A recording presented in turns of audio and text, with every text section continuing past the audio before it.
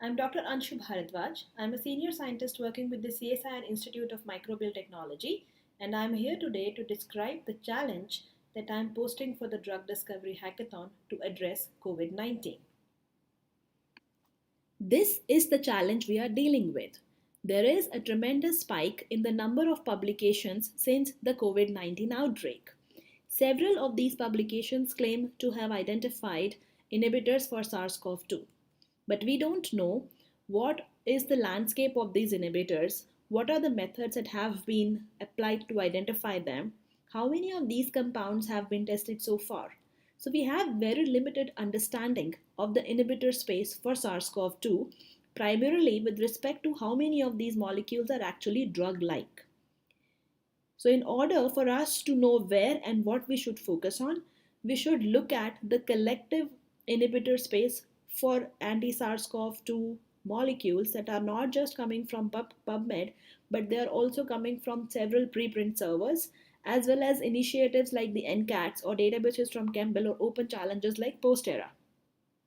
So what we propose to do in this challenge is to create an open repository that we call Savior.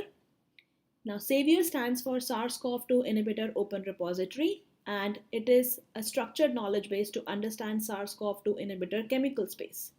So the plan is, if we can extract systematically data on compounds, on their bioactivity from all the resources that are publicly available, convert them into a structured database, and do a mapping of the chemical space by comparing it with existing libraries, performing drug like analysis and diversity analysis, it will give us an understanding of how the SARS CoV 2 inhibitor space looks like.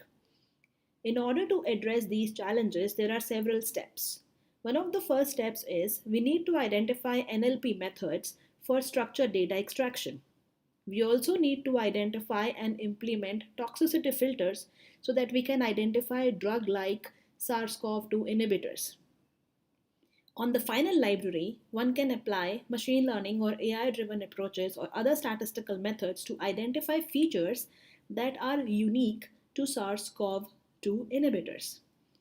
The expected outcome is a prioritized set of potential drug like SARS CoV 2 inhibitors and an open repository that continues to support the ongoing work towards identification of a potential drug for SARS CoV 2.